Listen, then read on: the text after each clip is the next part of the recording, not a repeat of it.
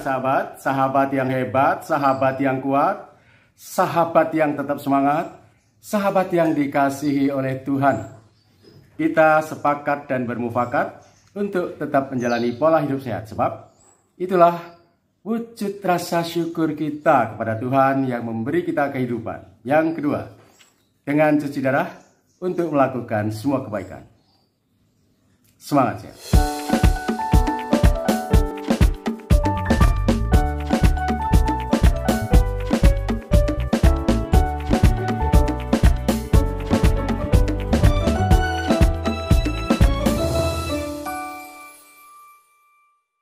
Seringkali saya mengatakan bahwa pasien gagal ginjal boleh makan apa saja, bebas, sebebas-bebasnya.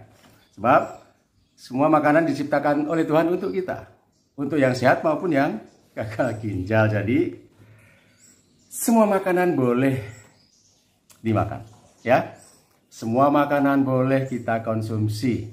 Bahkan diharapkan kita makan makanan yang beragam, bervariasi, bermacam-macam, tidak monoton, tidak terus-menerus pehu-pehu, tempe tahu atau teri telur. Ya, kita diminta untuk makan yang beragam. Supaya apa? Supaya sehat. Tetapi, nah, ini ada tetapinya. Kita selalu mengatakan pasien gagal ginjal itu nggak sama satu dengan yang lain. Maksudnya apa? Ya, memang nggak sama. Umurnya nggak sama, penyebab sakitnya nggak sama. Ada yang karena diabetes, ada yang hipertensi.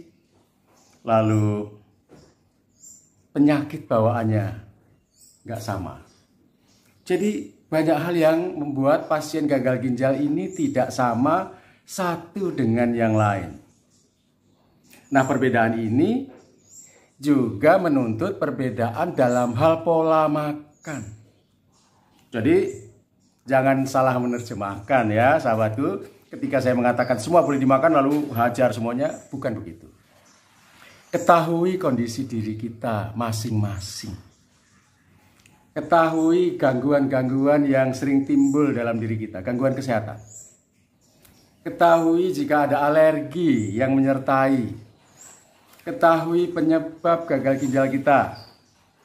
Banyak yang harus kita ketahui untuk menentukan pola makan dan untuk tetap sehat dengan gagal ginjal. Nah, kali ini saya ingin membahas beberapa hal yang wajib dijauhi oleh pasien gagal ginjal. Maaf ya, saya harus mengatakan ini. Ada beberapa makanan yang harus dihindari. Ya, yang umum ingin saya bahas, yang sering mengganggu kesehatan kita. Apa saja? Kenapa harus dihindari? Ayo. Saya sering mendapat pertanyaan ya berupa keluhan dari para sahabat yang populer ya, yang populer, dan ini yang akan kita bahas. Yang pertama, asam lambung. Ini paling banyak ya. Sahabat gagal ginjal paling sering mengalami masalah dengan lambung, kembung, lalu mual, kadang disertai oleh sesak. Kalau asam lambung naik, seringkali keluar cairan asam ya, panas di dada, perut tidak nyaman, begah, makan sedikit begah, minum sedikit begah. Nah, ini mengganggu kesehatan, mengganggu pola tidur. Ini banyak dialami oleh kawan-kawan cuci darah, kembung, perut kembung, atau gangguan asam lambung. Nah, kawan-kawan yang mengalami gangguan asam lambung harus menghindari atau mengendalikan makanan-makanan berikut ini. Yang pertama, makanan-makanan yang tinggi lemak. Tinggi lemak itu antara lain daging ya. Daging ini kita butuhkan proteinnya karena daging ini kaya nutrisi, semua ada di dalam daging. Tetapi juga mengandung lemak-lemak ya, yang dapat memicu meningkatnya asam lambung. Jadi harus dibatasi makanan daging-daging. Dibatasi seberapa? Pasien gagal ginjal sekali makan ya kira-kira 20 gram ya. 20 gram ini seukuran rendang zaman sekarang ya, rendangnya kecil-kecil. Itu pas ya. Jangan banyak-banyak. Batasi ya, bukan dihindari sama sekali. Makanan yang tinggi lemak, usahakan daging yang tidak banyak lemak. Daging khas dalam biasanya ya, itu yang cukup aman buat pasien gagal ginjal. Kemudian kafein. Nah, sahabatku yang hobi ngopi silahkan dipertimbangkan ya. Saya sudah berhenti ngopi lebih dari 2 tahun karena gangguan asam lambung. Begitu saya ngopi, begah, perutnya nggak nyaman sama sekali. Dan ini nggak bisa diatasi hanya dengan lansoprazol. Teman-teman, itu andalan ya. Kalau begah sedikit, lansoprazol. Nggak bisa ya. Harus diatasi dengan mencegah asupan yang dapat meningkatkan asam lambung. Kurangi kopi. Kurangi minuman bersoda. Bukan cuma kurangi. Hindari sama sekali. Hindari minuman bersoda. Ini akan meningkatkan asam lambung. Hindari makanan yang pedas-pedas. Terlalu pedas. Ya, makan bakso enaknya memang pakai sambal yang banyak biar mantul ya. Tetapi terlalu pedas itu menyebabkan gangguan lambung kita ya, asam lambung naik. Hindari pedas. Ya, seandainya teman-teman ingin makan dengan sensasi sambal, ya makanlah secukupnya ya, moderat, sedang-sedang saja. Jangan makan terlalu pedas. Yang lain, buah-buah yang cenderung asam. Jeruk. Siang-siang panas, minum es jeruk itu nikmatnya luar biasa. Tapi habis minum es jeruk, nah ini ya, perut jadi bermasalah. Makanan yang lain yang harus dihindari, makanan yang terlalu asin. Sahabatku, menghindari makanan yang asin-asin itu selain untuk menghindari gangguan asam lambung, juga baik untuk mengatasi tekanan darah yang cenderung naik.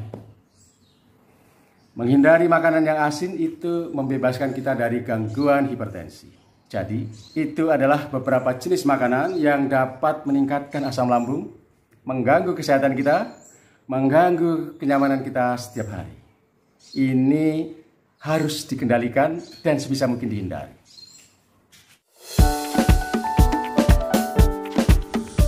Masalah lain yang sering dihadapi oleh pasien gagal ginjal yaitu asam urat. Sahabatku, asam urat ini kalau sudah naik tinggi, ini jari-jari tangan ini mulai dari ujung sampai pangkal jari ini sakit. Ya. Kalau bangun tidur kaku, sakit. Belum bagian yang lain. Ya, asam urat untuk laki-laki maksimal 7, perempuan 6 ya. Saya agak kurang hafal, tapi tidak boleh lebih dari 7. Banyak pasien gagal ginjal yang asam uratnya sampai 9, 10. Itu berbahaya. Asam urat diproduksi oleh tubuh kita, yaitu dari purin yang masuk ke dalam tubuh melalui makanan. Purin yang kita konsumsi itu akan dimetabolisme di dalam tubuh menjadi asam urat. Nah, ini nggak mudah ya sahabatku. Sumber-sumber asam urat itu hampir datang dari semua makanan. Ya, hampir semua makanan mengandung purin, tetapi kita akan kendalikan, hindari makanan-makanan yang tinggi purin. Apa saja makanan yang tinggi purin yang harus kita hindari? Ini. Salah satu makanan yang tinggi purin, nah lagi-lagi ya, lagi-lagi makanan yang kaya nutrisi. Daging. Daging ini ya dibutuhkan tetapi harus dibatasi. Daging ini juga tinggi purin. daging sapi, daging kambing harus dibatasi ya. Tadi sudah saya sebutkan, daging itu cukup 20 gram lah sekali makan. Atau protein yang kita konsumsi dalam satu hari 1,2 gram kali berat badan kita. Jadi tinggal dikalikan ya, 1,2 gram protein kali berat badan. Selain daging sapi, daging kambing, daging bebek. Bebek ini juga kaya akan purin, jadi yang hobi bebek goreng hati-hati ya. Asam uratnya naik. Kemudian ikan laut ya, seafood. Yang hobi seafood, kerang, kepiting, udang, ini kaya akan purin. Selain makanan-makanan itu, makanan yang olahan ya, sarden. Nah ini sarden ini sebaiknya dihindari sama sekali karena fosfornya juga tinggi, natriumnya tinggi, kemudian purinnya juga tinggi ya. Hindari. Bayam, sayuran-sayuran tertentu itu tinggi purin. Padahal nutrisinya luar biasa. Bayam ini superfood ya. Kandungan nutrisinya lengkap termasuk purin. Jadi harus dikendalikan, dibatasi. Pada episode yang lalu cara mengolah bayam saya sudah sampaikan bagaimana mengatasi supaya asam uratnya tidak naik terlalu tinggi. Bayamnya harus dipotong-potong tulang daunnya. Itu teknik ya, tetapi yang paling penting dibatasi. Selain bayam, bunga kol, brokoli, daun pepaya, daun singkong, ini enak ya. Ini jenis sayuran yang harus dikendalikan. Kalau bisa dihindari ya. Karena tinggi sekali akan purin. Kecuali teman-teman yang asam uratnya masih oke ya, masih normal, rendah. Jadi ini yang harus kita ketahui. Apakah asam urat kita tinggi? Apakah kita bermasalah dengan lambung? Jika kita bermasalah dengan asam urat, kita bermasalah dengan lambung, maka beberapa jenis makanan yang saya sebutkan tadi harus dikendalikan atau sebisa mungkin dihindari. Nah, itulah sahabatku, untuk episode ini ada dua hal penting ya yang sering mengganggu pasien gagal ginjal, yaitu masalah lambung dan asam urat. Makanan apa saja yang harus dikendalikan tadi sudah saya sebutkan ya, tetapi bukan berarti kita lalu jadi takut sekali makan ya. Takut makan bayam lalu nggak makan daging ya, jangan ya. Kendalikan ya. Seberapa cara mengendalikannya ada di pola makan yang pernah saya unggah sebelumnya.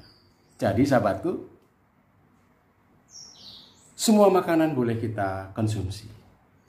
Tetapi ada beberapa jenis makanan yang harus kita hindari atau dikendalikan, disesuaikan dengan kondisi tubuh kita. Setelah ini, pada episode depan, kita akan bahas jenis gangguan yang lebih ekstrim, yaitu gangguan fosfor yang sangat mengganggu tubuh kita. Berbagai masalah ditimbulkan oleh fosfor. Makanan apa saja yang harus kita kendalikan, minuman apa saja yang harus dikendalikan, bagaimana cara mengendalikan fosfor supaya tidak tinggi di dalam tubuh kita akan bahas pada episode yang akan datang. Semangat sehat!